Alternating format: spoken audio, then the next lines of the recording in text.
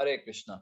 So, a warm welcome to all the devotees who have joined for today's discussion on the Srimad Bhagavatam.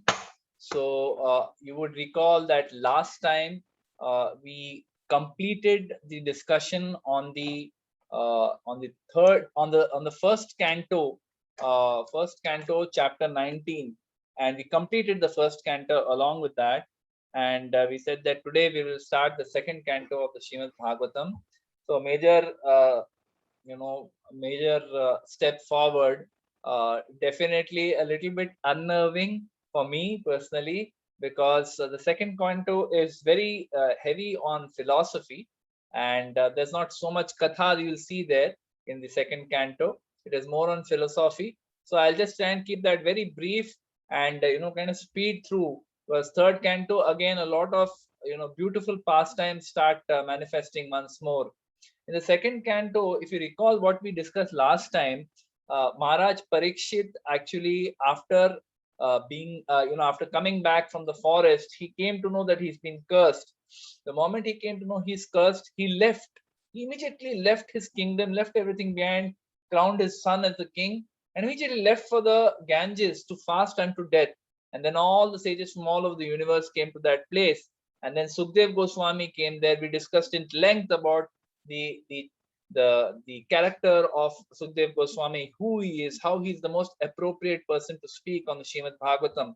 So we discussed all that last time. And at the end, when Sukdev Goswami comes to that spot where Parikshit Maharaj is waiting to, fasting unto death, at that time, then all the sages decide that Sukdev Goswami is the most qualified person to speak on the Srimad Bhagavatam, and therefore, they उन्हें नियुक्त करते हैं. They kind of select him that okay, you should speak and answer the questions of the king. So the King Parikshit had asked certain questions to the sadhus who had assembled there, and then when Sukdev Goswami comes, he asks him the same questions. He first asked, what are the possible different possible duties of a person under all circumstances, and especially at the time of death. And he asked him various questions, and then in response to that, we will see in today's section we'll try and cover three chapters: 2.1, 2.2, 2.3. So three chapters in one go, because they're pretty much talking about the same theme, just different angles of the same theme. So therefore we'll cover all three today. So here he's speaking about, in the first three chapters, Sukdev Goswami compares the different possible duties of a person and while facing death. So what are all the possible things that one could do? One could engage in sense gratification like the Grihamedis. One could perform karma kand, which is pious activity performed so that one can get a better destination like heavenly planets or a better life in the next life, or Ashtanga Yoga, and finally Bhakti. So he compares all these different processes, and very, very authoritatively and very, very directly, Sukdev Goswami keeps on saying that Bhakti is superior, devotional service to the Supreme Personality of Godhead, Krishna, is the most superior form of all forms of worship. So that is what we will discuss in today's discussion. So Parikshit Maharaj asked, right? He asked a question. He asked that what is the duty of a person in all circumstances, and for those who are facing death. Apart from this, he also asked, what should a man hear? What should a man chant? What should a man remember and worship? And then he also asked, what should a person not hear, not chant, not remember, and not worship? So these were the questions that our Parikshit Maharaj asked to Sukdev Goswami. And in response to that, now Sukdev Goswami starts speaking. So in the very first verse, 2.1.1, actually Sukdev Goswami first glorifies, and this is the culture that we see throughout the Shrimad Bhagavatam. We can see that it is not like, in unfortunately many people, when they come before a spiritual person, before a religious person, before a sadhu, uh, when we come in front of a sadhu, we have to be very humble. We come in front of a senior, very pure devotee, You have to be very humble. We should not try to show off.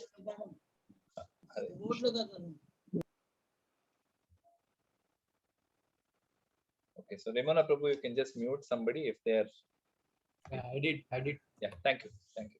So when we are in front of a pure devotee, there is a certain etiquette, right? You can't just just come and say, hey, answer my questions, otherwise I'm not going to believe in God. Bhai, that sadhu over there, he is not sitting there to prove that Krishna exists, God exists, or that you should surrender to God. That's not his job. He is here to give his association. He is there to Hare Krishna. Yeah, open the door. Hare Krishna. Yeah, we lost. Yeah, Prabhuji, you are back. We can I got hear you. disconnected. Yeah, I'm sorry. I got disconnected.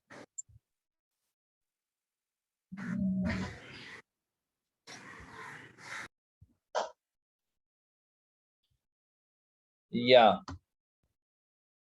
So where was I? Yeah. So I was saying that just 1 second, Prabhu. 1 second.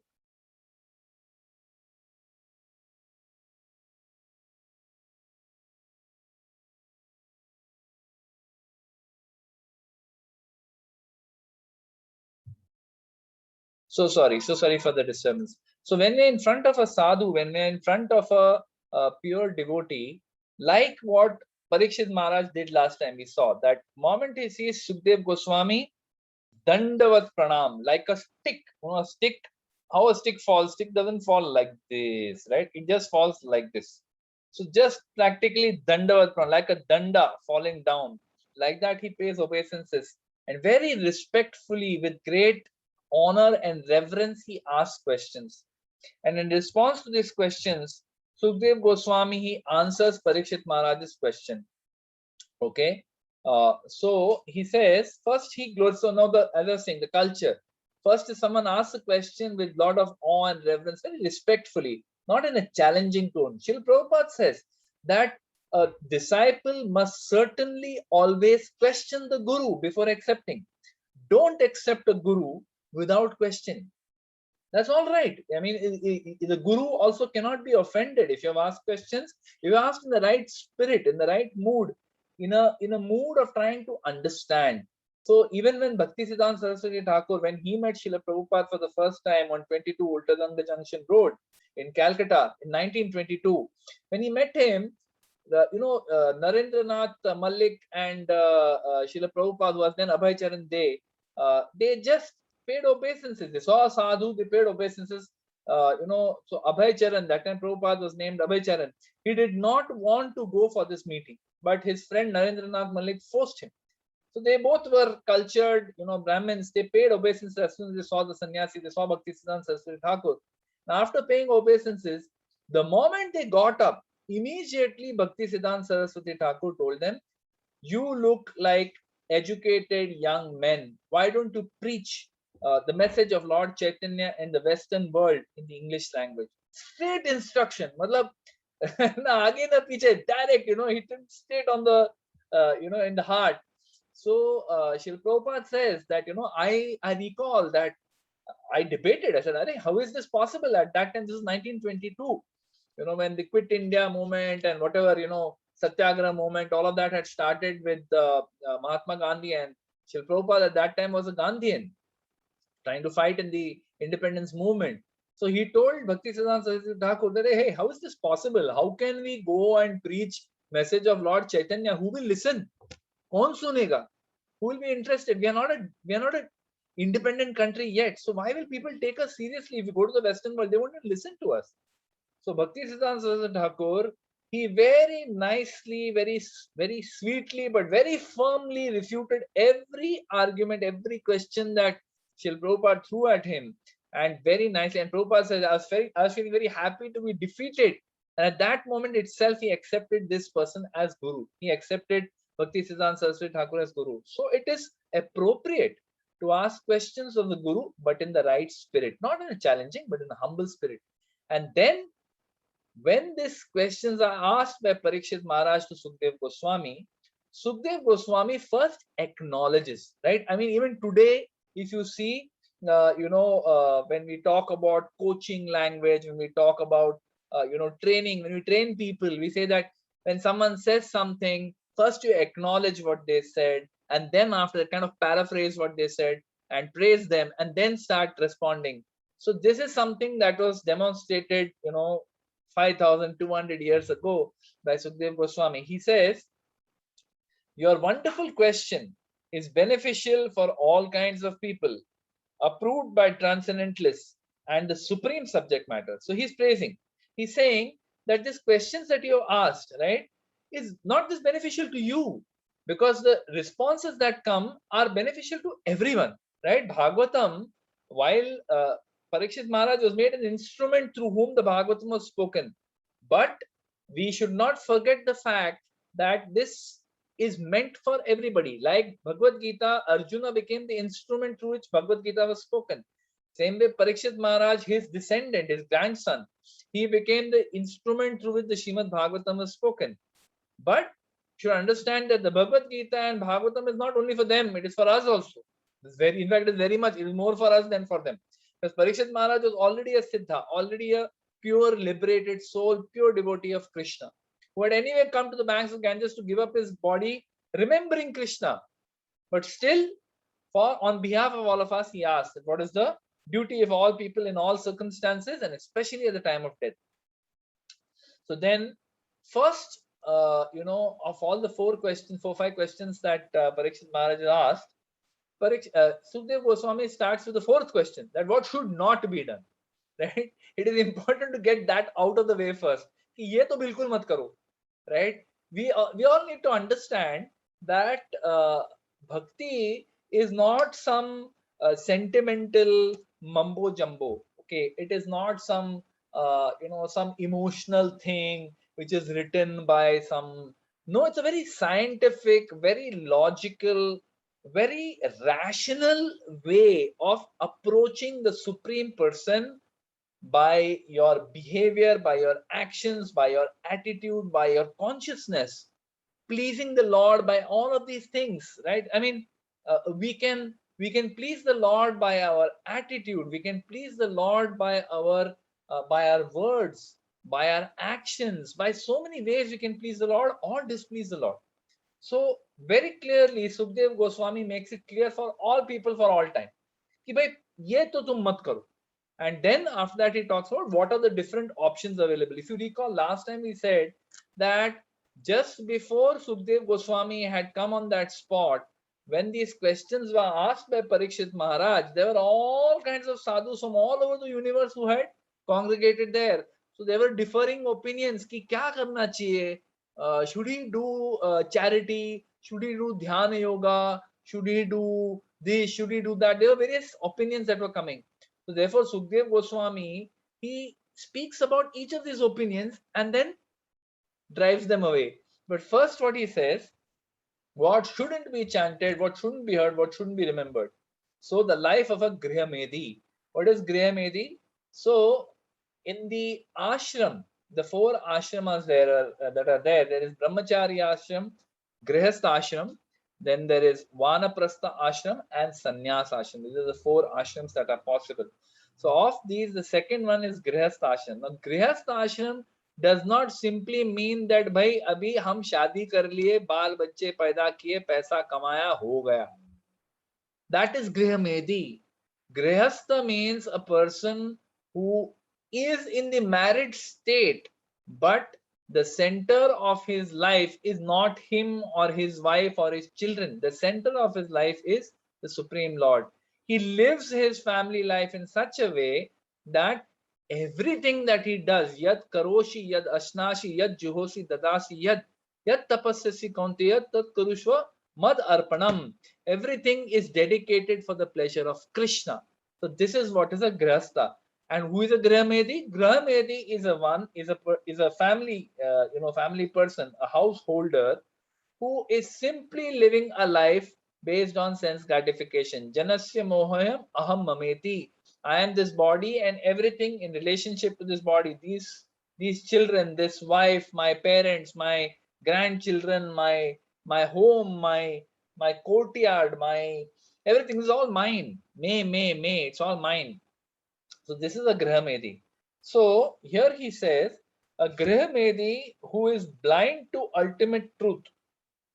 Okay, a Grahamedi who is blind to ultimate truth has many things to chant here and remember. बहुत कुछ बोलते रहता है.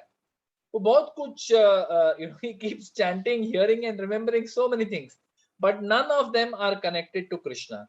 He wastes his day in working hard for the family and night in sex and sleep. So a Grihamedi, his only purpose in life, okay, is din bhar mehnat karo or raat ko eat good food, have sex and sleep, right?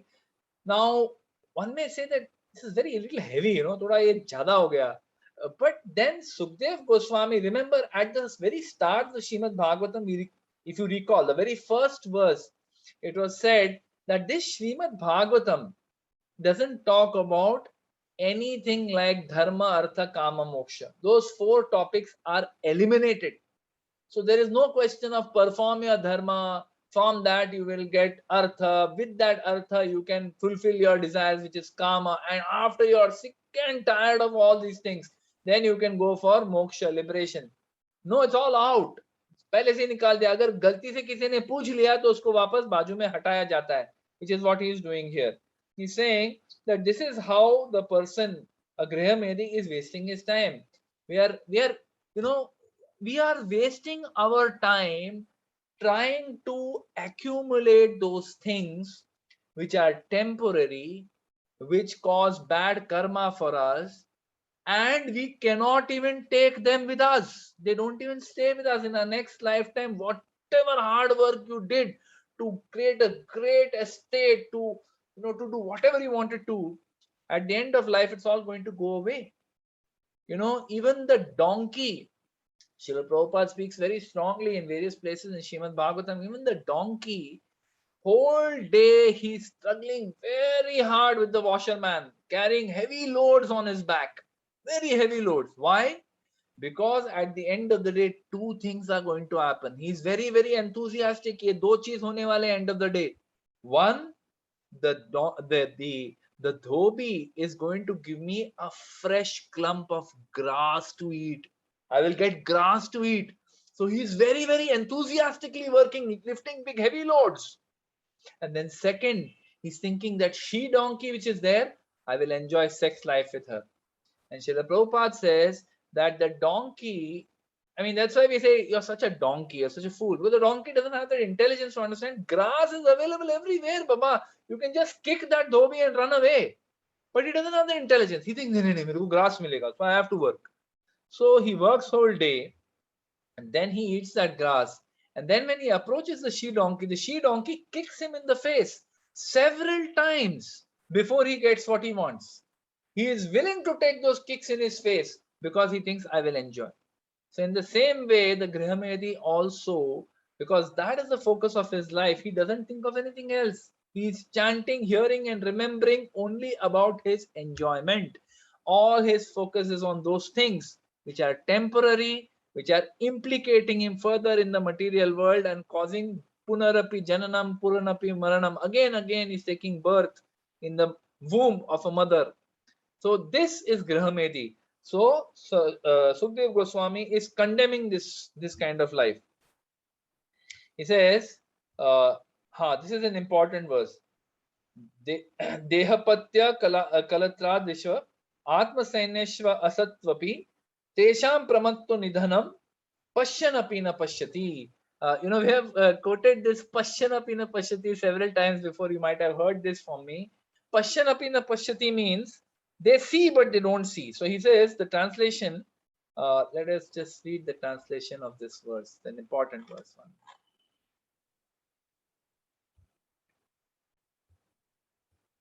Oops, sorry.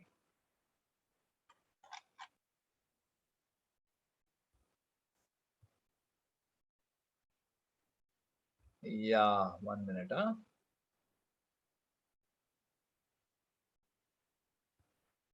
Yeah. Persons devoid of Atma Tattva do not inquire into the problems of life, being too attached to the fallible soldiers like the body, children, and wife, although sufficiently experienced, they still do not see their inevitable destruction. Such strong words Sukdev Goswami is using. He says, you know, they are devoid of Atma Tattva. They don't understand that I am not this body. I'm not this body. I am the soul. I mean, it's such a basic thing in spiritual life, but we don't understand. We know, but we don't understand. We don't have a realization. That's why I say self-realization is such a big thing. Where when do you say you are self-realized?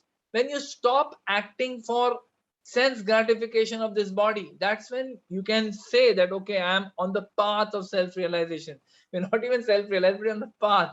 So a person who is devoid of Atma Tattva, they don't inquire into the problems of life. They don't want to hear also. Aap unko batao. Real, Prabhupada keeps saying, real problems of life are birth, old age, disease, and death. You may solve every other problem in life. You may do everything else. You have so many fields of science, engineering, medicine, arts, humanities, politics. Dunya bhar ka education hai is dunya mein. But can these solve the problem? Prabhupada said when he went to the Massachusetts Institute of Technology, MIT, for the first time when he went there to give a lecture, he said there are so many departments of knowledge here. But where is the department that teaches the science of the soul? It's not there, right? So they don't inquire into the problems of life, the real problems of life: birth, old age, disease, death, janma, mrityu, jara, vyadi, dukkha, doshanu, darshanam. They do not go into this. And if someone tries to tell them, what do they say? Hey, you are being pessimistic, fatalistic. These Hare Krishna walas are all fatalistic. They keep talking about death only. Aur kuch aata nahi unko. No, that's not true. In fact, the spiritualists really know how to live their life in such a manner that they can serve the Lord, serve the Vaishnavas pleasingly, and then go back to Godhead, right? That is the perfection of life. So they don't inquire into the problems of life, being too attached. Why they don't inquire?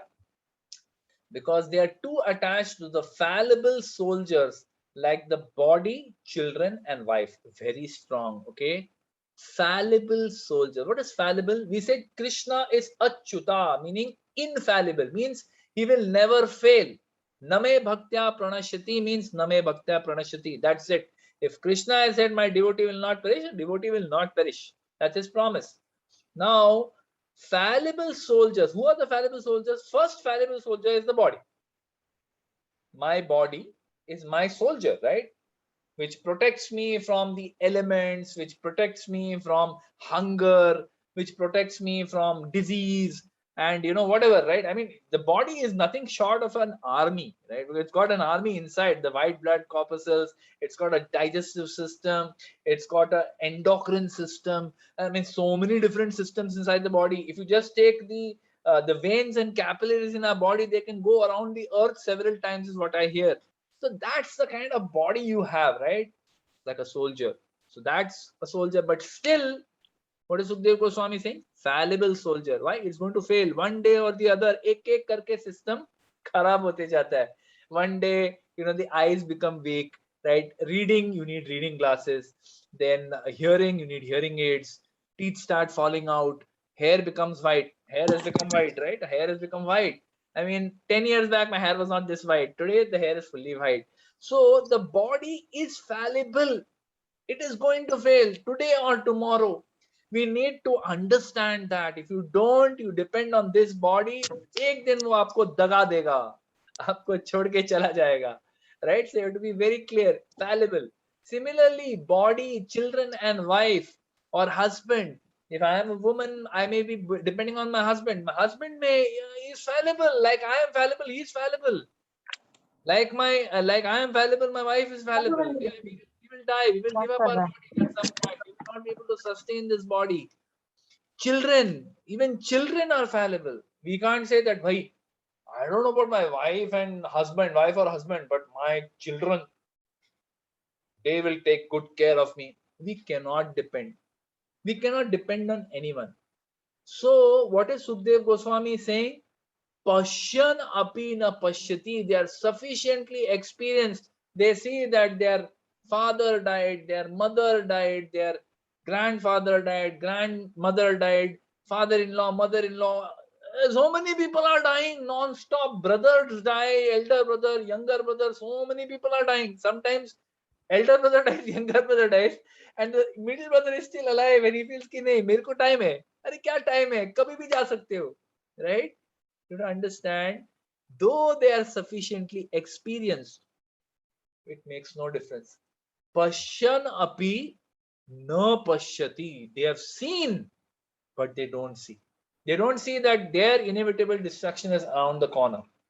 Right? It's a very important verse. 2.1.4. Therefore, those desiring freedom from death. Okay, so very important verse. 2.1.5. Therefore, those desiring freedom from death must hear about, glorify, and remember the Supreme Lord. So now he has said, don't live like a Grihamedi, don't waste your time. He says, those who desire freedom from death must hear about, glorify, and remember the Supreme Lord Krishna. Even Gyanis, now he says, now quickly, this is in a summary, okay, from verse 1 to 11, Sukdev Goswami gives first summary, right? Like an expert speaker, he gives an executive summary. You know, हम जैसे लोग जिनको attention span बहुत low है, हमारे जैसे लोगों के लिए executive summary is very useful. That because you will अरे पूरा मत सुना प्रभु, हम बोर हो गए, नहीं सुनना है इतना philosophy. तो शुरुआत में ही बता देते हैं, कहते हैं even Gyanis, Karmis and Yogis can achieve the highest perfection only if they give up their processes and take up bhakti. Right here at the beginning, he's saying Gyanis, Karmis, and Yogis can achieve. They can also achieve the highest perfection, shelter of the Supreme Personality of Godhead. Right? They can do it, but for that they have to give up their processes and take up bhakti. So now, is there any proof of this? So in verse 7, Sukdev Goswami says, so many self-realized sages have taken pleasure in Hari Katha. And he gives his own example. He says, I was fixed in Brahman, but the Lord's pastimes attracted me so much that I was forced to learn Bhagavatam from my father. And then he gives the Phala Shruti. So for those of you, how many of you are here now? Let's see, there are 34 people here. Okay, so for all 34 of us, the Phala Shruti, it says that if one faithfully hears Srimad Bhagavatam, which I am presenting to you, one develops unflinching faith towards the Supreme Lord. So hearing Srimad Bhagavatam, it is not an ordinary thing, right? Hearing Gita is also not, I mean, it's not as Gita, kuch wo chota mota hai, Bhagavatam is something great. No. Bhagavad Gita is also Hari Katha. Srimad Bhagavatam is also Hari Katha. There's one difference. One significant difference between the Mahabharata and Srimad Bhagavatam. What is that? Mahabharata also, in so many different ways, it brings one to the conclusion that Krishna is the Supreme Personality of Godhead. Just surrender unto him. Sarva dharman parityajya maham ekam sharanam bhaja. The Bhagavad Gita says it, but even the Mahabharata in so many different ways keeps bringing out this point that Krishna's will be done, thy will be done. Whatever the Lord wants is going to happen no matter what you try. Hone hi wala hai. So please, might as well you surrender. Don't waste your time trying to fight against the will of the Lord. Just surrender. This is what Gita says. But the Srimad Bhagavatam takes us beyond. It takes us beyond just surrendering to God, surrendering to Krishna. How to surrender to Krishna, how to please him, how to serve him in such a manner that you fall in love with Krishna and he falls in love with you. And at one point of time, the love becomes so gada, so thick like rabdi, that Krishna becomes controlled by his devotee. He no longer remains, aham sarvasya prabhavo matta sarvam pravartate. No, all that is gone, forgotten. In the pure devotee's case, they don't even remember. They control Krishna by their love, right? So this is the ultimate fruit of Srimad Bhagavatam, unflinching faith towards the Supreme Lord. Then in verse 11, let's read verse 11. It's an important verse. Yeah. So now we're talking about devotional service. In the summary, in the executive summary, he said, don't be a Grihamedi. Pehle wo nikal diya. Then he is saying that even if you are a karmi, you're following karma yoga, or you're following jnana yoga, or you're a ashtanga yogi, whatever it is, unless you give up those processes, you'll not reach the ultimate destination unless you take to the process of bhakti. Now, the bhakti has a ninefold process. There are many ways one can perfect one's life, 9 ways through which one can perfect one's life. So which one do we follow? So let's read text 11. एतन् निर्विद्यमानानाम् इच्छताम् अकुतो भयम् योगिनां नृप निर्णीतम् हरे नामानुकीर्तनम्. So the translation says, O king, constant chanting of the holy name of the Lord after the ways of the great authorities is the doubtless and fearless way of success for all, including those who are free from all material desires, those who are desirous of all material enjoyment, and also those who are self-satisfied by dint of transcendental knowledge. So whether you are a jnani, you are a karmi, you are a karma yogi, you have all desires, you have no desires, or you are a jnani, whatever you may be, the best way for success for all is Hari Namanu Kirtanam. That means chanting the holy names of the Lord. Hare Krishna, Krishna Krishna, Hare Hare, Hare Ram, Ram Ram, Hare Hare. So simply by chanting the holy names of Krishna, one can perfect one's life. So in verse 1 to 11 of chapter 2 of Canto 2, first chapter, Sukdev Goswami has summarized, right, that bhakti is the ultimate process for attaining the highest destination. Then after that, in the verse number 12 to 14, okay, over here he speaks about yeah, so we'll come to this. Okay, yeah. So now our Parikshit Maharaj, he has heard this, that okay, bhakti is the ultimate, and bhakti is the ultimate destination and ultimate process for the ultimate destination, right? Because he had asked this question, what is the duty of a person under all circumstances, and what is the duty of a person at the time of death? Sukdev Goswami has given a short and snappy answer, right? But he is worried. He's saying that, Arey, I have only 7 days. 7 dinon mein kya main bhakti kar lunga? What I will do in 7 days, right? So he is concerned about that. So now Sukdev Goswami gives a very nice answer, right? And it's a hope-giving answer. At the same time, it's a heavy answer. He says that it is better to have 1 muhurta of life. 1 muhurta means 48 minutes, right? It is better to have just 1 muhurta of life, knowing about the best engagement of one's life, than hundreds of years not knowing it. So someone may live hundreds of years, or maybe 100 years, maybe he lived to a ripe old age of 100 years. So people put their photographs, their sons, grandsons, great grandsons, they put the photograph of somebody. Nowadays someone living to the age of 100 is so rare, right, that we put it up in a newspaper.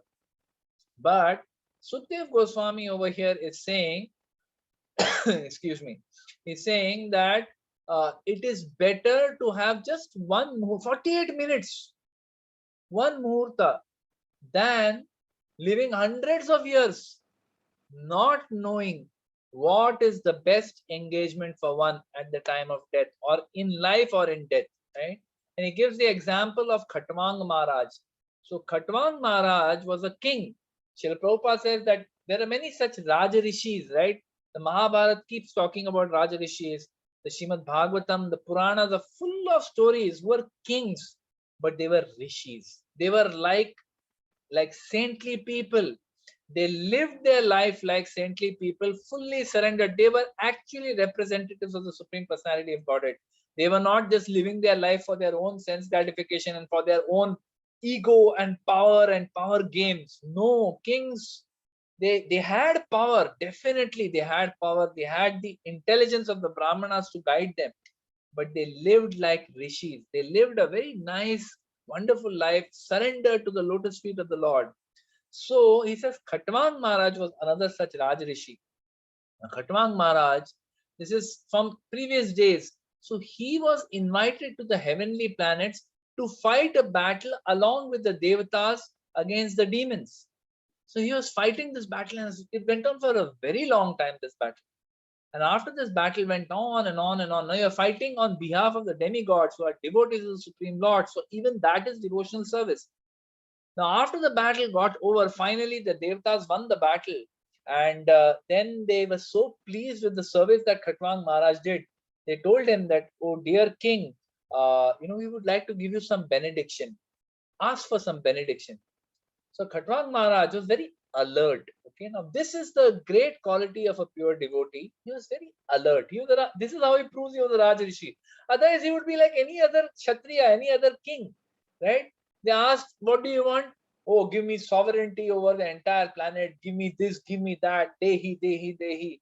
Sukha sampatti ghar aave, kashta mite tanka. No, we don't want to, ask for sukh and sampatti. We don't want all that. So what did he ask? He was very alert, Prabhupada says. He was thinking that, he said that, you want to give me something? Tell me how much time do I have left before I leave my body? Somehow he got a premonition. He was thinking that, if I ask for something, that is just going to increase my attachment, and I don't even know if I'm going to live very long with that. So why do I want it? Unfortunately, today in human life, we live in the exact opposite way that Khatwang Maharaj lived. We think कि अरे अभी मरने वाले हैं तो bucket list बनाओ. Bucket list मतलब क्या? List of all the things that I am going to enjoy before I die. क्या क्या मैंने मजा किया नहीं है लाइफ में, वो सब मेरे को मजा करके मरना है. I don't want to live with any other. I don't want to leave my body with any desire unfulfilled. सब मजा करके जाऊंगा. But this is actually painful. The more we enjoy as we come closer to death, the more painful death becomes, because those impressions of enjoyment are there in your mind.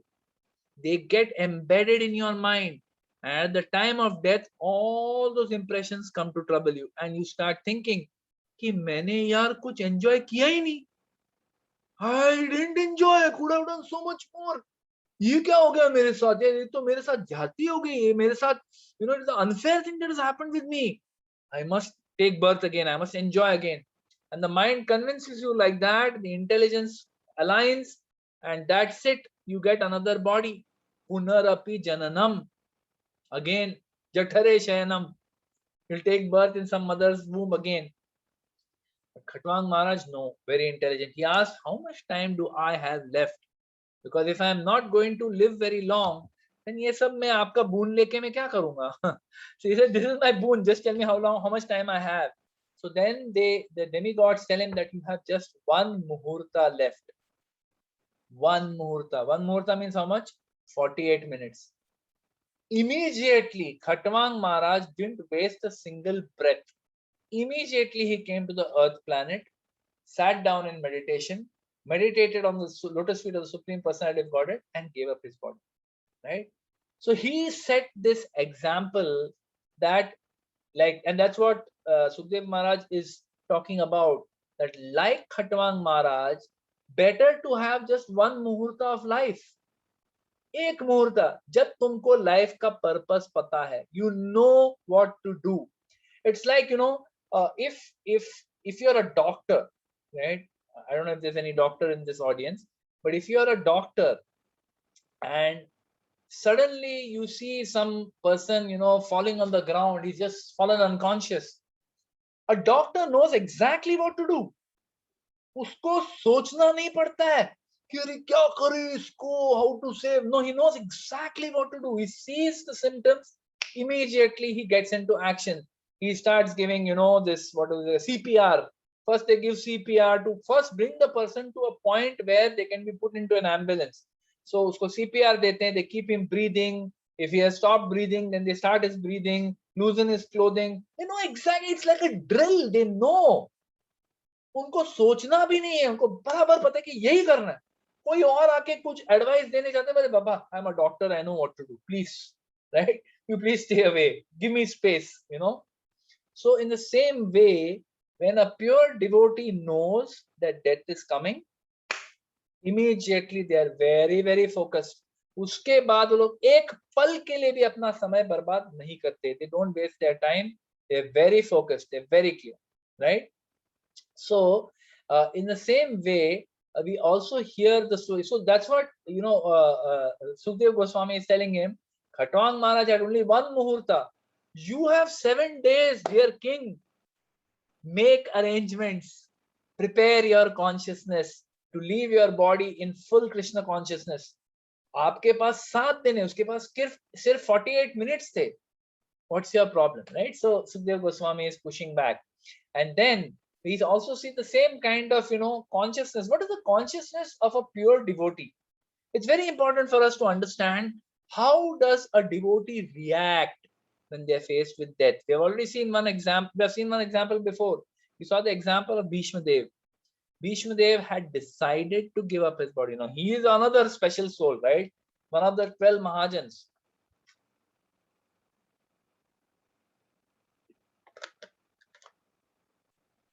So Bhishma Dev, when he came to know that the time has come, Sankranti, the sun is going to move into the northern hemisphere. This is a good auspicious time for me to leave my body. And then at that time, by the arrangement of the Supreme Personality of Godhead, Krishna knew that my devotee is going to leave. Therefore, I must fulfill whatever, though the devotee didn't have that desire, but the Lord wanted to fulfill his desire. He would have wanted to see all the Pandavas in their full kingly attire. So he told them, please dress like kings and go in front of Bhishma, let him see you.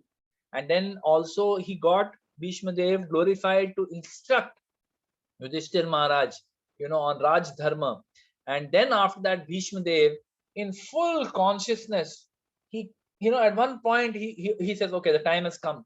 So he says, Yudhishthir, ho gaya tumhara instruction, sabka sab kuch ho gaya. Now full focus. Vyavasayatmika buddhi ekeha kurunandana. Very, very focused, in a focused manner. He like a chataka bird, which is looking at the sky, waiting for the drop of water to fall with full concentration. He just meditated on the beautiful form of the Supreme Personality of Godhead, Krishna. He had a desire to see him in the 400 form. So he saw Krishna in the 400 form. And in that consciousness, he gives up his body. So this is the way Sukhdev Goswami in the Srimad Bhagavatam, again and again, we hear examples of pure devotees, how at the final time of death, they give up everything. They don't look at anything else. They become very focused. We see in the case of Dhruva Maharaj. Dhruva Maharaj is another very beautiful pastime.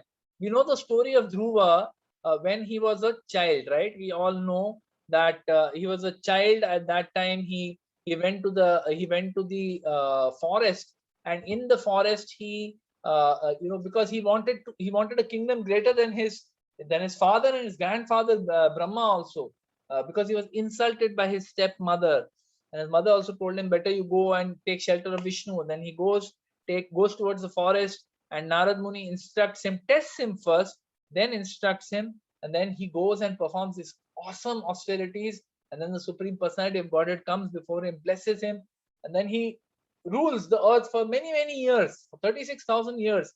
And then after that, when he is about to go back to Godhead, right? So let us look at, what happens, right? Dhruva Maharaj, he goes to Badrikashram. And there he decides to, and he's serving all the sadhus and everyone who is there. He's serving them.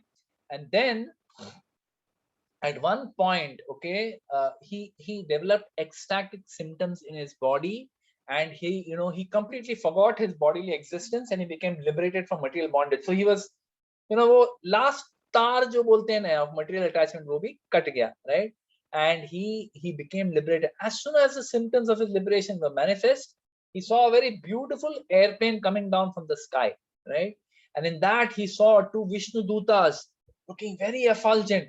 So as soon as Dhruva Maharaj saw them, he was puzzled. In his hastiness, he forgot how to receive them in the proper way. But he just offered obeisances with folded hands and chanted and glorified the holy names of the Lord. Srila Prabhupada said, this is the perfect way. If you don't know what to do, if you are bewildered, when you see a great devotee in front of you, you see the Supreme Lord in front of you, you don't know what to do.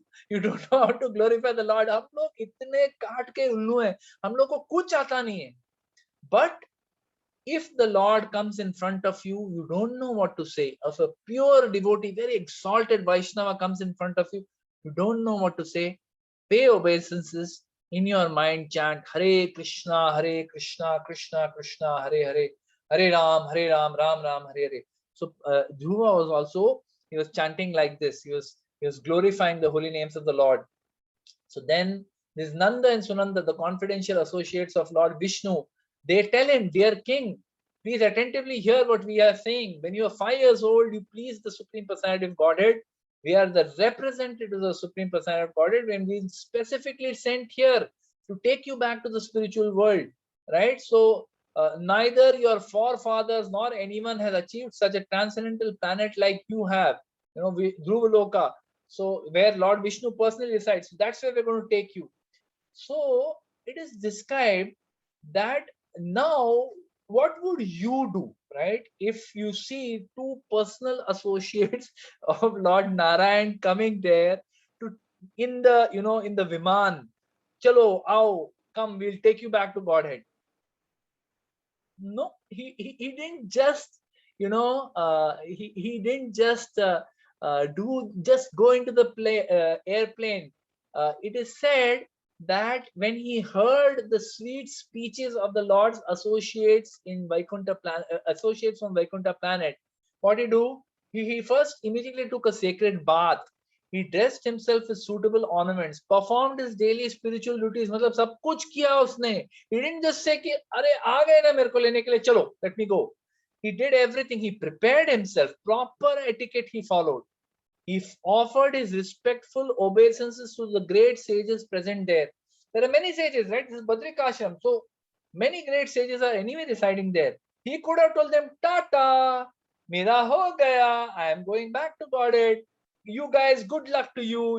I am going now. No, he paid respectful obeisances to the sages present there, accepted their blessings, and then he got on to the plane.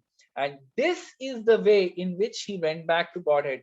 So it is important for us to understand that all these great exalted devotees, right, like Prahlad, like Bhishma Dev, like Khatwang Maharaj, the moment they get that intimation that death is coming, they prepare their consciousness. They don't wait after that. Everything becomes ready. We also see this in the story of Haridas Thakur, very beautiful. So Haridas Thakur, he was living in Jagannath Puri and he had become very old. Everyone knows Haridas Thakur is known as the Namacharya. Why? See, many of us, we chant 16 rounds of the Hare Krishna Maha Mantra and we feel कि हम लोग कुछ बहुत बड़ा काम कर रहे हैं, right? 16 माला कर रहे हैं, रोज कर रहे हैं प्रभु, 20 साल से कर रहे, 25 साल से कर रहे. So we feel we're doing something very great. But Haridas Thakur, he was chanting 192 rounds every day, right? That's why he's called the Namacharya. So now he had become very old. He was in Jagannath Puri. He was very old. But in that old age, he would never go to the Jagannath Puri temple because he was from a Mohammedan family. Though he was the greatest Vaishnava, he was a Namacharya, but out of humility he never went. And every day, either Lord Chaitanya himself, the Supreme, because he could not take darshan of the Supreme Lord would come to take darshan of him. That is what Bhaktisiddhanta Saraswati Thakur says, that don't try to see God. The Guru of Srila Prabhupada makes a very beautiful statement. He says, don't try to see God. Instead, try to serve God in such a way that the Lord wants to see you. So Haridas Thakur was that kind of a person. So he could not see, Daru Brahma. He could not see the Supreme Lord in the form of Lord Jagannath, Baldev, Subhadra. In the temple, he could not see. So he felt that I am too fallen, that I cannot see the Lord. But the Lord, knowing his heart, would come every day. Either he would come or Govinda, his servant, personal servant, would come and give Mahaprasad of Jagannath, Baldev, Subhadra first to Haridas Thakur. So this is the reciprocation of the Lord. So one day, Govinda, the personal servant of Chaitanya Mahaprabhu, he went to give the remnants of Lord Jagannath to Haridas Thakur. And when he went to meet Haridas, he saw that Haridas was lying on his back and he was chanting his rounds very slowly. So Govinda asked him, please rise and take Mahaprasad. So Haridas Thakur said, no, today I shall observe fasting. I have not finished chanting my regular rounds. So how can I eat? But then he also thought that you have brought Mahaprasad, how can I neglect it? So saying this, he offered prayers to the Mahaprasad and took a small portion and ate it. So Srila Prabhupada says that this Mahaprasad, when it comes, even if we are fasting, if Mahaprasad, if the Lord has directly sent it, we should have it. So here he has this Mahaprasad. And then the next day, Chaitanya Mahaprabhu came to see Haridas Thakur because he felt that he's not well. He asked Haridas, are you not well? Haridas said, my body is all right, my Lord, but my mind and intelligence are not well. So Chaitanya Mahaprabhu said, can you tell me what your disease is? So Haridas Thakur said, my disease, my Lord, is that I cannot complete my rounds. So you imagine at that advanced age, he was not able to complete his 192 rounds. And because of that, he's feeling, I am fallen, right? So the Lord said, Are Baba, you have become old. You can now reduce the number of rounds that you chant daily. You are already liberated. You don't need to follow these regulative principles very strictly. No need. It's all right. Your role in this incarnation is to deliver the people in general. You have already sufficiently preached the glories of the holy name in the world. You are Namacharya. Abhi aur karne ka zarurat nahi hai. You can slow down. Therefore, reduce the number of times that you chant the holy names. Then Haridas Thakur says, my Lord, let me tell you what my real problem is. He says that I was born in an inferior family. My body is most abominable, and the lowest, most condemned of men, right? But still you have accepted me as a servant. You have accepted me as your servant, my Lord. You have delivered me from a hellish condition and raised me to the Vaikuntha platform, right? And then he expresses that, my Lord, I have one desire for a very long time and I would like to express that. He says, I think, my Lord, this is in Jagannath Puri, Antilila, right? So this is the 11th chapter of Antilila. So Haridas Thakur is now feeling that very soon Lord Chaitanya is going to end his pastimes in this material world. Chaitanya Mahaprabhu was almost 48 years old. So he felt that. He said, I think quite soon, my Lord, you're going to be ending your pastimes in this world. I don't wish to see this closing chapter of your pastimes. I don't want to see you leaving, my Lord. I would, before that time comes, before the time comes for your leaving this material world, let my body fall down in your presence. Let me give up my body remembering you, right? So this is the consciousness that he's having. He says, I would like to catch your lotus like feet, put them on my heart here, let me put them on my chest, and seeing your moon-like face, chanting your name, Shri Krishna Chaitanya, Shri Krishna Chaitanya, I would like to give up my body in this way. So this is what Haridas Thakur said, oh my merciful Lord, if by your mercy this is possible, please, you just grant me this desire. मुझे और कुछ नहीं चाहिए, my Lord, मुझे यही चाहिए, right? So now Chaitanya Mahaprabhu said, my Lord, my dear Haridas, Krishna is so merciful that he must execute whatever you want. You're a pure devotee. If you express something, definitely the Lord has to do that. He says, but whatever happiness I have over here is all due to your association. It's not fitting for you to go away and leave me behind. So then Haridas Thakur holds the lotus feet of Chaitanya Mahaprabhu. He said, my Lord, please don't create this illusion. ये सब अभी आप कुछ मेरे को शब्दों के जाल में मत डालो. I am so fallen. I know I am fallen. I know I don't deserve this ultimate mercy, that taking your lotus feet on my chest, chanting your holy name, Shri Krishna Chaitanya, Shri Krishna Chaitanya, leaving my body. I know this is unimaginable thing that I am asking. But please, my Lord, abhi aap aur kuch mat kaho. You please do this for me. Right? So he says that, my Lord, even if I die, he says, I'm an insignificant insect. If an insignificant insect like me dies, what is the loss? दुनिया को क्या नुकसान होगा मेरे जाने से? कोई फर्क नहीं पड़ेगा. He says, if an ant dies, what is the loss to the material world? So like this, various discussions happen, and the Lord would then, leave, and the Lord left. And the next day, after embracing him, the Lord left. And then the next day, he comes back, Chaitanya Mahaprabhu, after visiting the Jagannath temple, Chaitanya Mahaprabhu, accompanied by all his devotees, they went hastily to see Haridas Thakur.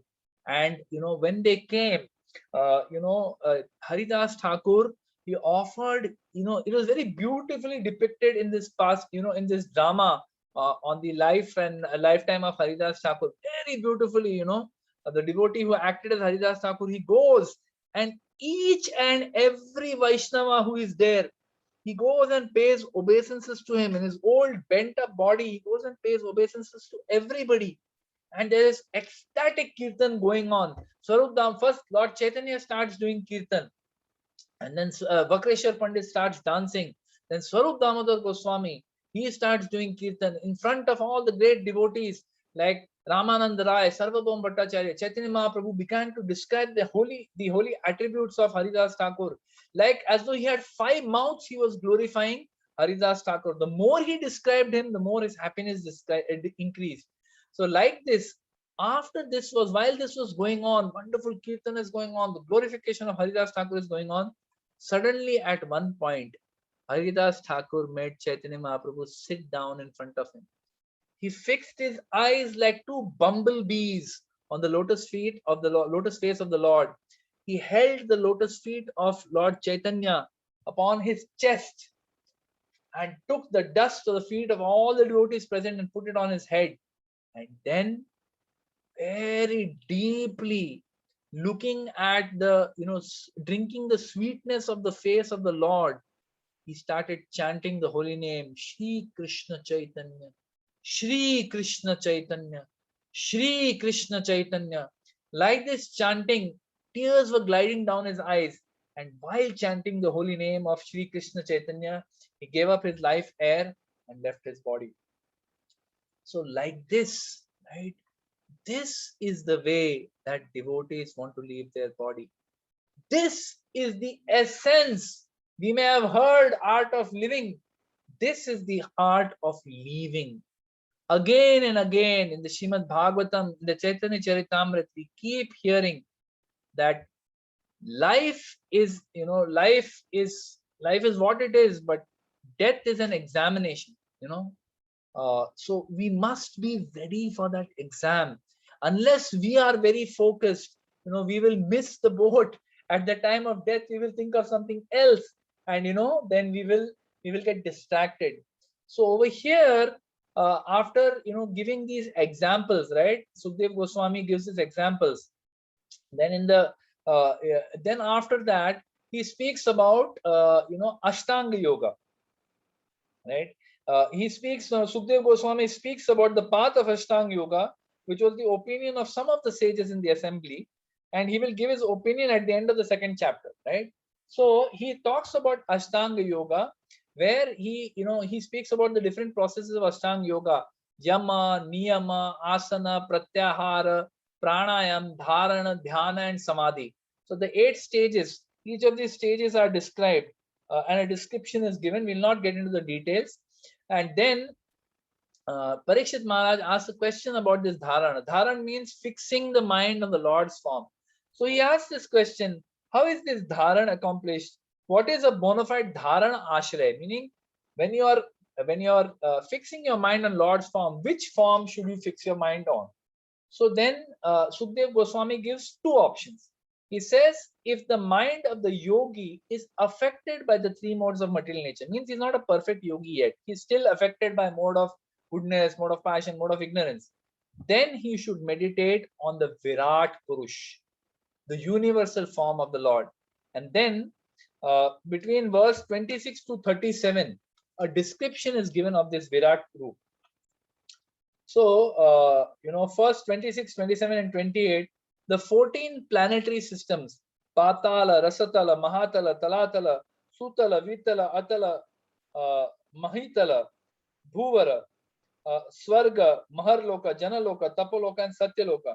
These 14 planetary systems are given the name, and they are corresponding to each limb of the Virat Purush. So it is described like that. And then further representation of the limbs and the acts of the Virat Rupa are given from verse 29 to 37. So then, Sukdev Goswami says, thus I have described the Virat Rupa as the Dharana Ashraya, for the attached yogi. Then after that, he says that what is the yeah, okay, we'll come to the destination later. Then for the advanced yogi, okay, in the second chapter, he speaks about, so this is, we have spoken about the yogi who is affected by the three modes. But for the advanced yogi, what is the method? For the advanced yogi, the method is to meditate on the super soul. Again, super soul is described from 2.2, 8 verse 8 to verse 11, right? A beautiful description is given of the super soul. His size, he has 4 hands, his mouth expresses happiness, his eyes are like lotus petals, his garments are yellowish, his ornaments are gold set with jewels, his headdress and earrings are glowing, lotus feet on lotus hearts of the mystics, chest has a kaustubh jewel, uh, and so on. Beautiful description is given of the super soul. So the advanced yogi does not meditate on the Virat Purush, he meditates on the super soul. So what is the destination of the imperfect yogi, the yogi who is still in the three modes? By various forms of meditation on the Virat Purush, he merges into the Brahman.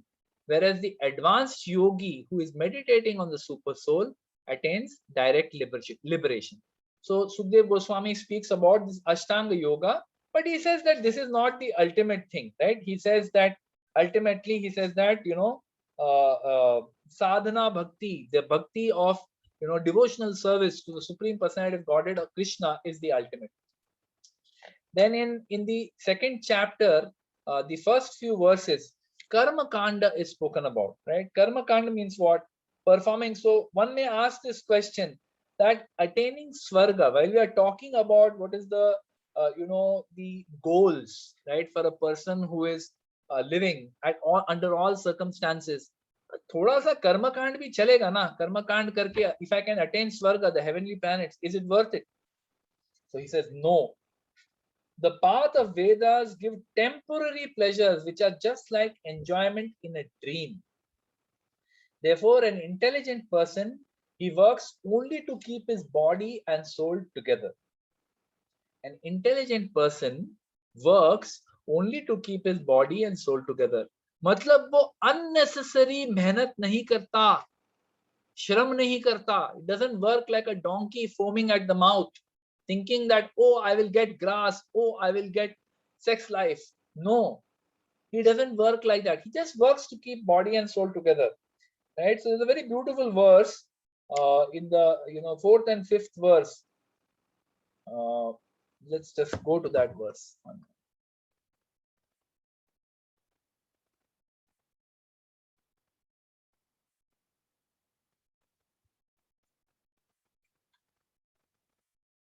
Text 4, okay.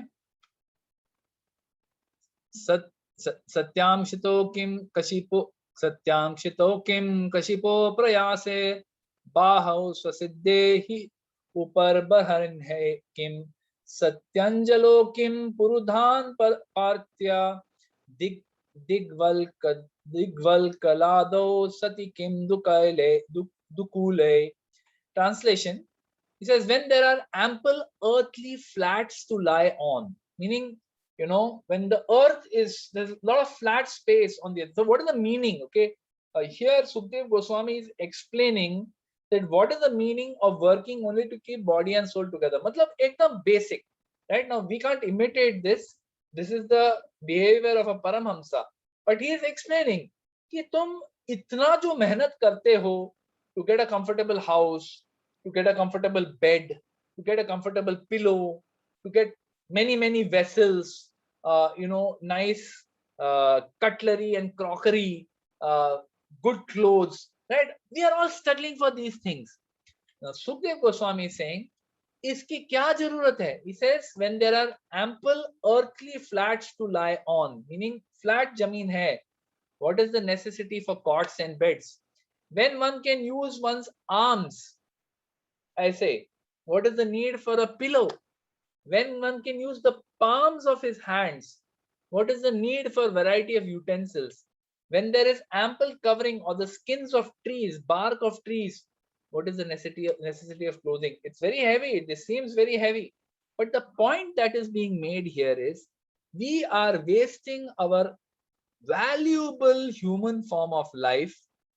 We don't know how many years we have left, and we are wasting the valuable human form of life and trying to accumulate all these things: a big house, a soft, comfortable bed, better and better crockery, china crockery, ye crockery, wo crockery, very elaborate, very fancy clothes. Why? When everything is available freely, as what Sukhdev Goswami is saying over here, right? So it's a little bit heavy, but important for us to understand. So he's saying, reject all this. Ye sab nahi zaruri hai, right? All this karma kanda to get, all these fancy achievements are not needed, right? The intelligent person only works to keep the body and soul together and worships the super soul, right? He says, thus being fixed, as given in this verse, matlab, a person who lives like this kind of a simple life, he says, if one worships the super soul, one can achieve liberation. And he says, who else? Okay, now see, this is very strong words in verse number 7. Who else but the gross materialists will reject the path of liberation and choose karma kanda? Matlab, Sukhdev Goswami is basically saying कि वो कौन बेवकूफ होगा, कौन ये मूर्ख होगा जो मुक्ति का मार्ग छोड़ के इस भौतिक शरीर में, in this temporary world, they will work very hard performing all kinds of pious activities so that they can accumulate pious credits, so that they can go to another part of the material world only and live there in fear ki when will these pious credits get over and again come back to the material world. Who is that fool who will do that? So therefore, Sukhdev Goswami, he has rejected Ashtanga Yoga, he rejects Karma Kanda also, right? And then in the the verses 33 to 37, right, of the second canto, second chapter, 33 to 37, he establishes sadhana bhakti as the best of all paths. So let us just see what he says. He says, the most auspicious path for those suffering in this material world is that which produces prema, pure, unadulterated love to the Lord, right? So sadhana bhakti, this is the method Vasudeva Bhagavati, bhakti yogo yato bhavet. This devotional service, sadhana bhakti, where we perform activities like chanting the holy names Hare Krishna, Krishna Krishna, Hare Hare, Hare Ram, Ram Ram, Hare Hare. We take shelter of Srimad Bhagavatam, we hear Bhagavatam, we read Bhagavatam, we come in the association of Vaishnavas, we serve them, we honor Prasad, we follow 4 regulative principles. Simply by following this path, one can attain the prema, attaining the ultimately we will attain pure love of Krishna. And then he says, Sukhdev Goswami says, that following sadhana bhakti, is the most auspicious path. So this is the verdict of Brahma, not just my verdict. I am just the speaker of the Bhagavatam, but this is also the verdict of Lord Brahma, who is the creator of the universe, after scrutinizingly study the Vedas 3 times. What are the Vedas? The Vedas are the body of knowledge given by the Supreme Personality of Godhead when the material world was created by Brahma. He is given the Vedas as a kind of a manual. Baba, material world ka ye law book hai, ye lo. And give this to all the living entities in parampara so that they are able to live their life in a proper way, right? So like that it is there. So then the Lord and the Jiva inferred by symptoms such as the observable intelligence, and sadhana bhakti is practiced by hearing, glorifying, and remembering the Lord. Thus, so let's read this verse again, very important verse 36. Okay.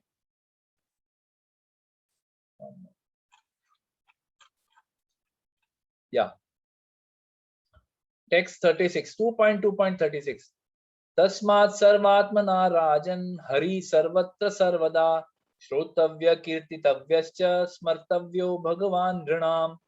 O king, it is therefore essential that every human being O king, it is therefore essential that every human being hear about, glorify, and remember the Supreme Lord, the personality of Godhead, always and everywhere.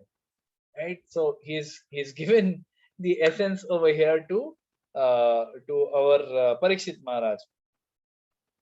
And then the verse number 37, again a very beautiful verse. Let us spend, we're almost at the end of our time, but let's quickly complete. So in verse 37, I want to read the verse. It says, those who drink through oral reception, those who drink through oral reception, fully filled with the nectarian message of Lord Krishna, the beloved of the devotees, they purify the polluted aim of life known as material enjoyment. The polluted aim of life is material enjoyment. They purify that. How? By drinking through oral reception, the message of Lord Krishna. And thus they go back to Godhead, to the lotus feet of the personality of Godhead. So he ends the second chapter with this very beautiful verse. And then in the third chapter, he establishes, now someone may say, अच्छा, आपने कहा कि कर्म कांड मत करो, आपने कहा कि अष्टांग योग मत करो, don't be a grihamedi, ये सब बोल दिया. What about worshipping demigods? What about worshipping Lord Shankar? What about worshipping Lord Ganesh? What about worshipping Durga Mata and all? Right?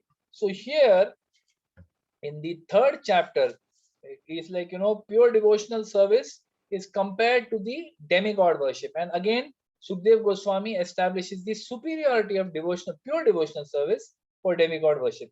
So in verse 2 to 9, for those who are interested, in verse 2 to 9, we won't go into the details because of lack of time. In verse 2 to 9, आपका desire क्या है?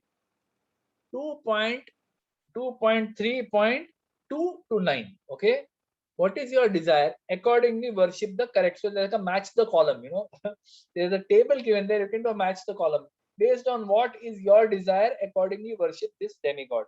So whole list is given, but then after giving this list of demigods, aapka jo bhi desire, whatever desire, these are the people to be worshipped. However, a very important verse, one of the most important verses of Srimad Bhagavatam, which is quoted very often. It is, it is used in prayers. It's a very important verse. It says, Akam sarva kamova moksha kam udaridhi tivrena bhakti yogena vrajeta purusham param. So, again, let us go to that verse and read the translation. One moment. Yeah, verse number 10. Okay, so verse number 10, the translation is, a person who has broader intelligence, whether he be full of all material desire.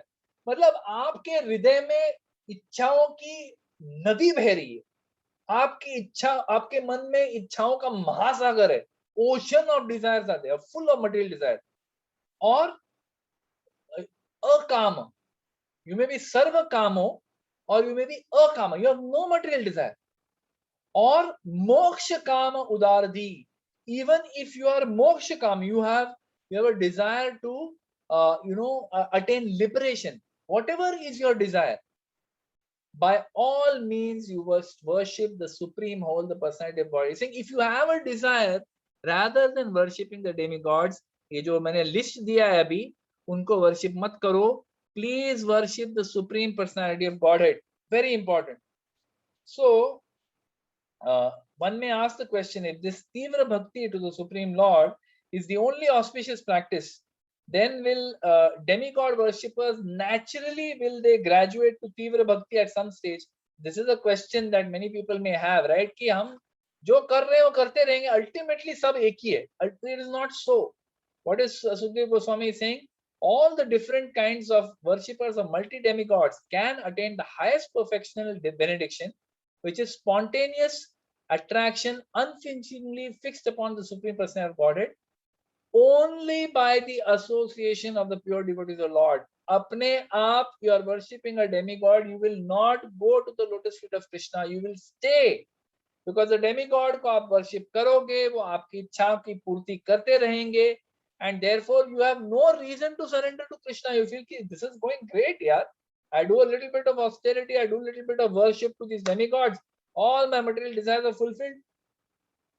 Life is good. But no, life is not good, because you are only creating more and more births over here. Only if we get the association of a pure devotee, that is the only way in which we can get out of this thing. And then finally, verse 13 to 25, Shaunak Muni says, so now actually at this point, the initial questions that have been asked by Parikshit Maharaj to Sukadev Goswami have got over. What is the duty of everyone? What is the duty at the time of death? Duty is to perform pure devotional service. That is the best path over karma kand, over grahamedi life, over ashtang yoga, over worship of demigods. Pure devotional service at the lotus feet of Krishna. Do that and you can leave your body. Better to leave your body with that consciousness. Like Khatwang Maharaj, you had only one muhurta. You have 7 days. Use these 7 days, prepare your consciousness and go back to Godhead. This is what Sukadeva Goswami said. Shaunak Rishi and all are getting, अरे हो गया क्या? इतना ही है भागवतम और सुनना है, right? So they are saying, what for? He's saying that these Parikshit Maharaj and Sukadeva Goswami, they are pure devotees. What further questions did Parikshit Maharaj ask?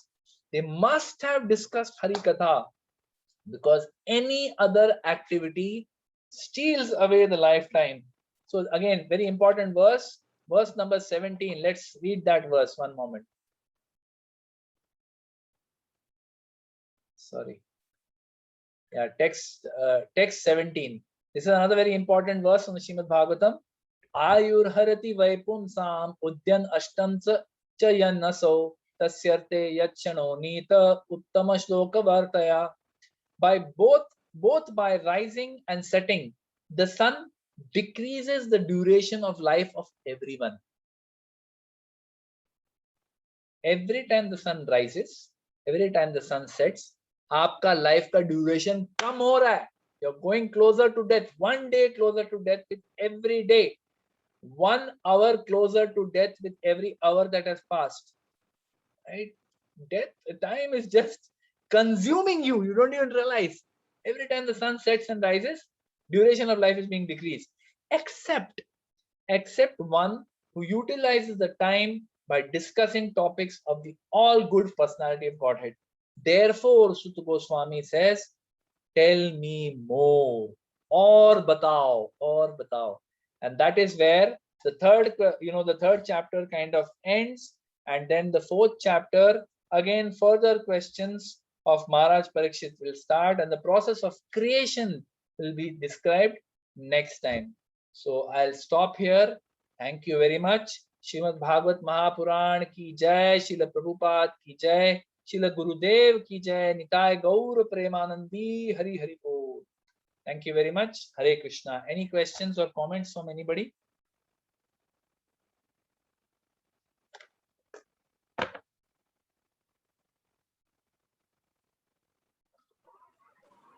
Very nice session, Prabhuji. Narrated so well. Thank you, Mataji. Prabhuji, thank you, Prabhuji, for such a nice, lovely session. Can I ask one question, Prabhuji? Sure, Mataji. Sure. Prabhuji, Who is speaking, by the way? I can't see who is speaking. Prabhuji, this is Sudha Lakshmi Narayan. Okay, your video is not coming up here. Yes, Mataji, go ahead. Prabhuji, when one's leaving, you said when one is leaving the body, a material person who is more attached to material things has to think of the Virat Swarupa. No. I didn't say that. I said that in the process of Ashtanga Yoga, okay, not for us. This is not for us. Okay. For someone who is not on the path of bhakti but is a yogi, Ashtanga yogi are of 2 types. One type is those who are still affected by the modes of material nature. In the process of Ashtanga, there are 8 angas of this, starting from what we discussed, right? So those 8 angas, one of those angas is dharana, which is fixing one's mind on the form of the Lord. So then, Parikshit Maharaj asked, which form of the Lord? So then Sukdev Goswami clarifies that those who are attached, who are not still fully purified yogis, who still are affected by the modes of material nature, still have a few desires, they should meditate on the Virat Roop of the Lord. And those who are purified yogis, who are attached to the process of yoga, for them the dharana is the super soul within the heart. So that is the difference between the two. Whereas for devotees, very clear. Our process is, at the time of death, we chant Hare Krishna, Hare Krishna, Krishna Krishna, Hare Hare, Hare Ram, Ram Ram, Hare. So in living or in death, our process is the same. There is no difference between Krishna and his holy names. We are associating with Krishna when we are alive. We will associate with Krishna in the spiritual world after we give up our body also. Only difference will be, right now we are chanting Harinam and we don't have full realization that this is Krishna, but ultimately if we get purified, we will get that realization. So for devotees, it's very clear. We chant Hare Krishna. If we can meditate on the form of the Lord, that is beautiful. That is even better. If you don't have a facility to do that, chant Hare Krishna. You can't chant, you are alone, you're not surrounded by other devotees chanting Hare Krishna. Try to meditate on the holy name. You can't meditate on the holy name if you have chanted all your life sincerely, without simultaneously doing this, that and other. Sincerely chant kiya hai. At the time of death, even if you are paralyzed, you're alone, your mouth is not working, your breath is not coming, Krishna will enter your, and many devotees have given this experience, near death experiences, where they suddenly heard kirtan ringing in their head, right? So the Lord is all merciful. We have to have faith in the words of the acharyas and take full shelter, like Sukdev Goswami is saying. Hame pata hai, we are more fortunate. We are not great by any means. We're just more fortunate. Hame pata chala hai ki what is the process to perfect one's life and to give up one's life. We know the process. We just follow it. Okay? Does that answer your question, Madhuri?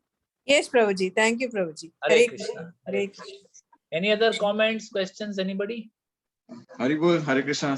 Hare Krishna, Chetan, yes. Lovely session. I joined a little late, but it has been lovely to hear you.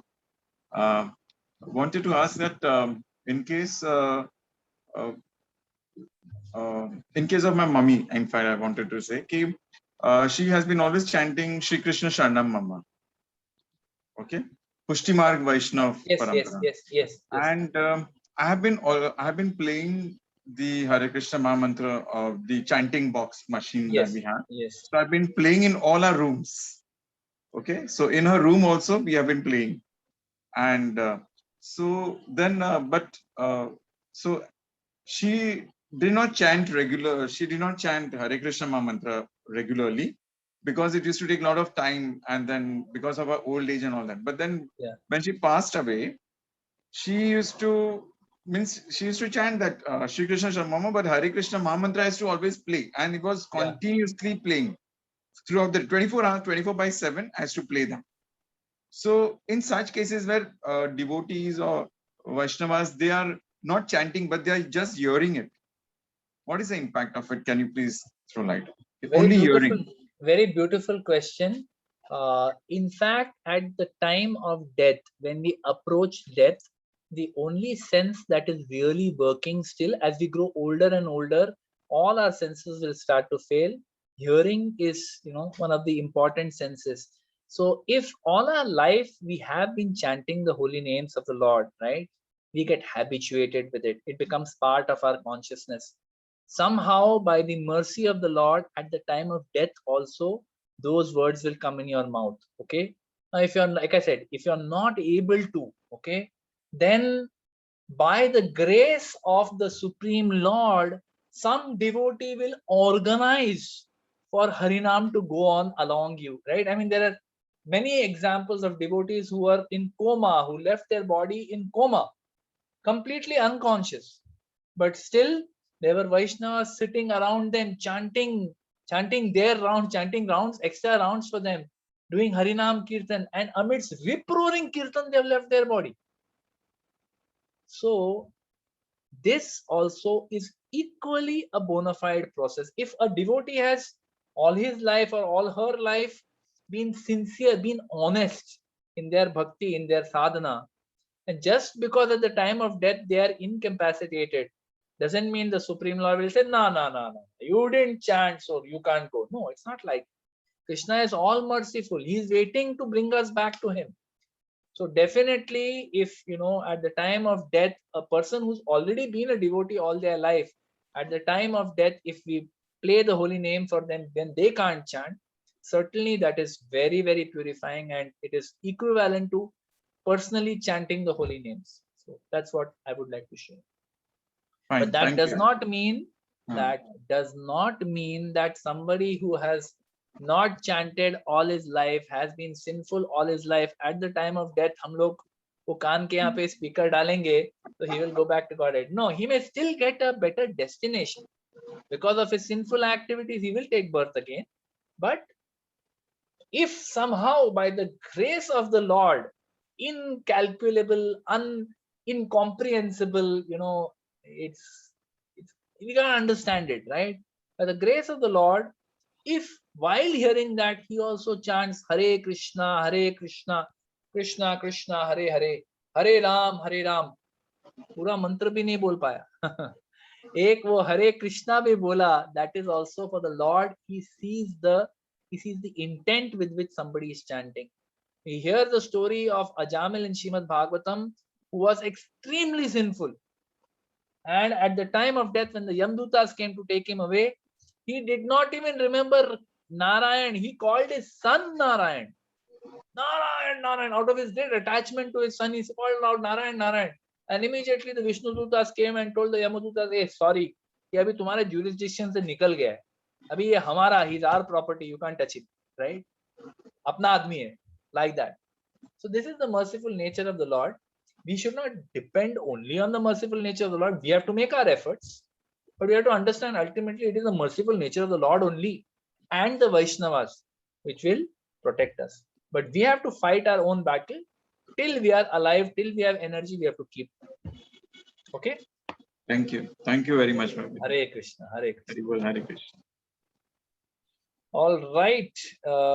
If there's no further questions, then shall we have Kirtan for 5 minutes? Okay. Yeah, Prabhuji. Thank you. Hare And then Krishna, we- Prabhuji. Yes. Who's that? Yeah, Richa here, sir. Yes, Mataji. Yeah, Hare Krishna, Prabhuji. Yes, Mataji. Actually, just I want to know, shall we chant with Tulsi Mala without taking Diksha, or will go with someone has told me that will not use the Tulsi Mala and Yeah. will use the Bel Mala. So just I want to confirm with you. Yeah, so quick answer, Mataji, that Tulsi Mala typically we take after we have received Harinam Diksha from a bona fide spiritual master in the parampara. Till we receive initiation, we, as an etiquette, we don't chant on Tulsi beads. We chant on neem beads or some other bead like that. That is the recommended process by the acharyas. That's what we do. However, you should not feel worried ki, if I'm not initiated and I give up my body while chanting on neem beads, will I not go back to Krishna? Will I not perfect my life? Nothing like that. There is no material impediment for bhakti. Nothing. नाम नामकारी बहुधा निज सर्व शक्ति तत्कापिता नियमित स्मरणे न कालः एतादृशी. So Chaitanya Mahaprabhu saying there is no hard and fast rules. These rules are etiquettes that we follow when we are not in a very purified state. We don't chant on Tulsi beads. That's all. Is that okay, Mataji? Yes, Prabhuji. Hare Krishna. Hare Krishna, Prabhuji. Jai Shri Krishna Chaitanya Prabhu Nityananda. Nityananda, Shri Advaita Gadadhar Shivasadi Gaur Bhaktivinoda. Nirmala Prabhu, can you mute everyone? Let's have Kirtan. Everyone.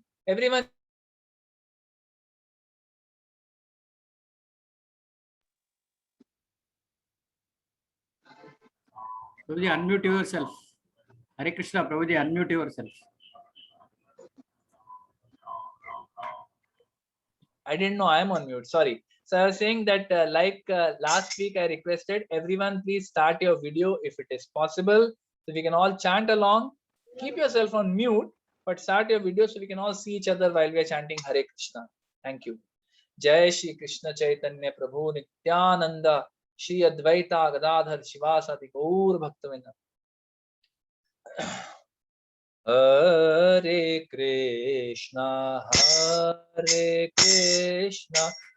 Krishna Krishna Hare Hare Hare Rama Rama Rama Hare Hare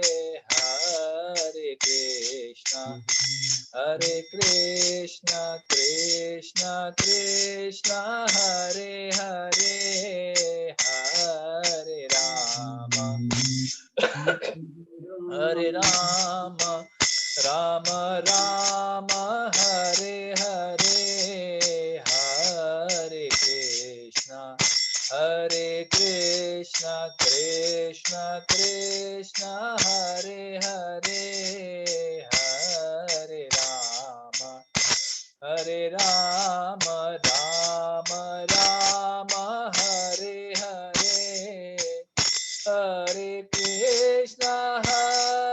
Krishna Krishna Krishna Hare Hare Hare Rama Rama Rama Hare Hare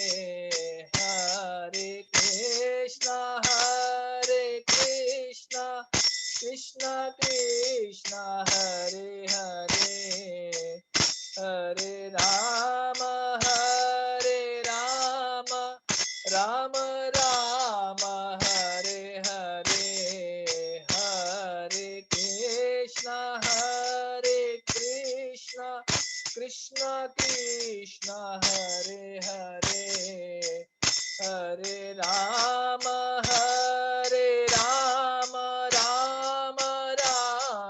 Hare Hare Krishna Krishna Krishna Hare Hare Hare Ram Ram Hare Hare Hare Krishna Krishna Krishna Hare Hare Hare Ram Ram Hare Hare Hare Krishna Krishna Krishna Hare Hare Hare Ram Ram Hare Hare Hare Krishna Krishna Krishna Hare Hare Hare Ram Ram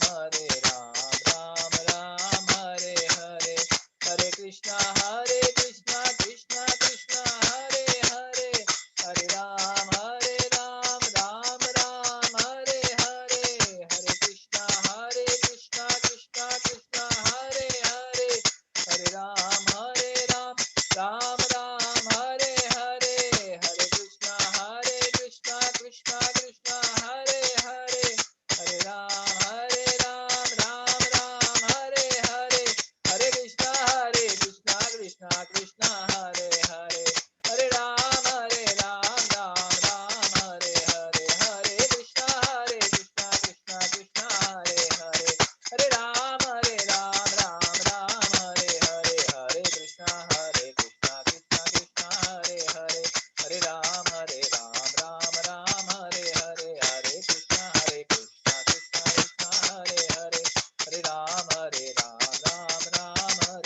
Hare Krishna Krishna Krishna Hare Hare Hare Rama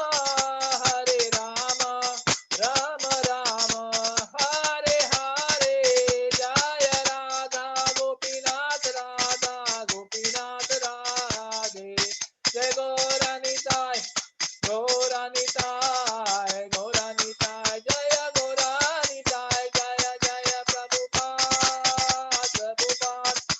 Prabhupada Jaya Jaya Prabhupada Jaya Jaya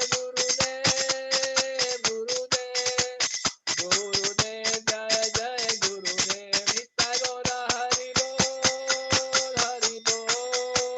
Hari Bol Nitai Gaura Hari Bol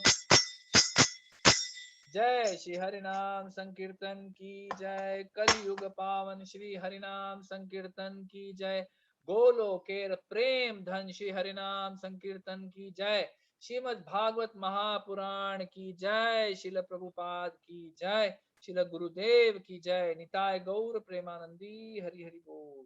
Thank you very much. Hare Krishna. Brahma Prabhu, over to you. Thank you. Hare Krishna, Prabhuji. Hare Krishna.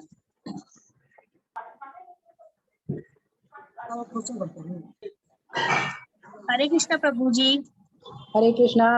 Hare Krishna. Please stand by. Please hold on for the announcements by Brahma Prabhu. Hare Bol, Brahma Prabhu. Hare Krishna, Prabhuji. Yeah. And I'm sure people are really, mesmerized by Prabhuji's wonderful